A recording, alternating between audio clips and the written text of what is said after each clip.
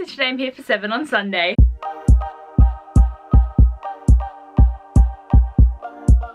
So for today's theme, we're going to be talking about some creepy books, which definitely is part of it being Halloween season and the month of Halloween, because basically all of October we just talk about Halloween stuff most of the time. But I am excited because I want to talk about some creepy books, but a lot of the books on my list aren't technically creepy because I'm not a horror fan. I don't watch horror, I don't really read horror, I don't really want anything to do with horror.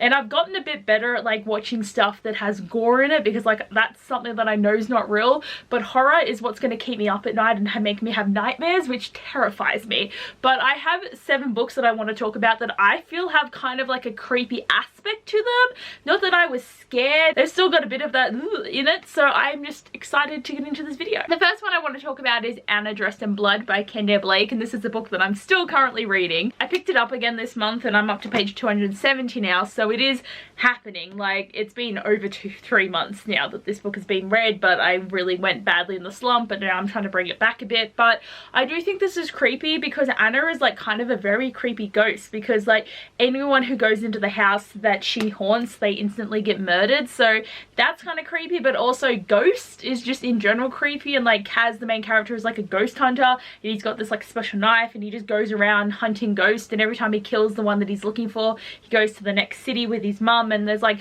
witches and magic and things going on. I do think it's got that like creepiness level to it though, because like a lot of the time Ghost is a creepy storyline, but I do find that it is done quite well in this book. But this still is a very average read for me, and it's very much the normal amount of paranormal that you'd get for books back in the day. This was a 2011 release, so it's kind of that like year range there, but I'm still enjoying it. But considering how long it's taken me, I've not really had much luck actually just picking it up. To talk about another one about ghosts, Undead Girl Gang by Lily Anderson. So this was a fun read, and our main character is like kind of a witch, and she like raises like her best friend and these 2 other like bitchy girls back from the dead, and they've got to figure out who killed them, and like it's all very cool and interesting. But the creepy thing about this is like if the girls aren't near her, they turn back into their like corpses and stuff, and it's very creepy because they're all there and they'll have like all their features like draining off and skin peeling, and I'm just like, ew, like disgusting, but also very interesting plot point. And I did enjoy this, and I read this earlier this year, and I've had it for so long that I'm so glad that it finally got read. But it does have a very much a creepy aspect to it. Next, I want to talk about Wilder Girls by Rory Powers. So this is one that a lot of people have not picked up because of how grotesque it is, because I did request this to review and I did enjoy it, but also there's a lot of things more about the character dynamics that I didn't like, not actually about the plot. But basically like they're all quarantined on this island, and there's this weird disease, and basically like it infects them so that they all have this kind of like grotesqueness to them. Like one of them, like her arm is turned into like scales and shit, the other one doesn't have an eye. Like a lot of weird shit is happening with these girls and all this infection control, and it's scary too because it's kind of like they're getting quarantined, we're in quarantine kind of at the moment, so it's kind of hitting home here a little bit. But I do think though that this book ended in a way that I'm like, well, like we need more, like we need more, like even though I wasn't that invested, we need more. But I do think like if you really aren't into like gory gross things, probably don't pick this one up, but it was still like an interesting read, and it still does have a very beautiful cover. Next, I want to talk about Stalking Jack the Ripper by Kerry Maniscalco. So obviously Jack the Ripper in itself is very creepy because of what he does to all the prostitutes and the murders that he commits and stuff. It's just ew.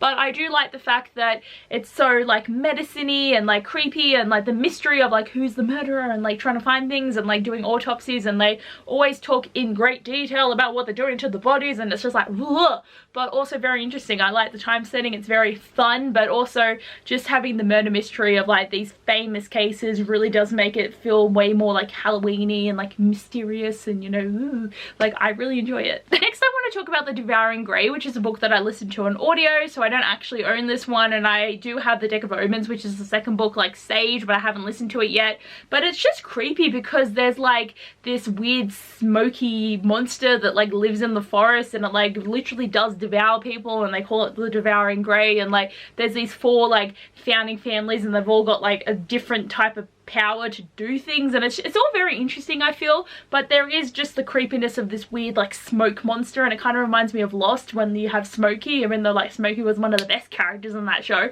But I do think that this book has that like creep element, and I do want to continue on to see what's going to happen, because there's also stuff about like the fates and like the different magic and just what everyone goes through, and there's all the different tasks that the kids have to do. It's just like there's a lot going on, and it was just very interesting, really. Next, I want to talk about The Unbecoming of Maya Dyer by Michelle Hodgkins. So like, not that this is horror at all, like for the fact that she wakes up and she has no idea who she is, and she goes to a new school, and like memories start to kind of come back to her, and she's able to like predict when people are gonna die, I think is the best way to describe what she does, because like she feels it and then she sees it the next day and she's like, what? But that's creepy enough. But Noah Shaw is just kind of a creepy dude as well, because he just pops up everywhere and I'm like, why are you here? But I do feel like just as the series goes on, because I feel like I've blocked out a lot of this. I remember reading this trilogy mainly when I was in Fiji a few years back, but I do feel like there's a level of unease over the whole like series here, and it's just like eerie is probably the best way to describe it. The last book I want to talk about is This Savage Song by Victoria Schwab, and this is a book that like isn't actually scary, but I just think for the fact that there's all these different demons and like they all have different roles, and it just has like, again, an eerie feel to it. Like I feel like this could be seen as creepy just because it's got the vibe, you know, like Kate kind of wants to like kill demons, and August is a demon but he doesn't want to be a demon, and it's just like there's all the vibes going on there. But I still think like the different like structures of the world as well, like having this kind of like a government body within the demons, and like knowing who's in power and who's not, and just like there's a lot in this book as well, and I just think it is kind of creepy.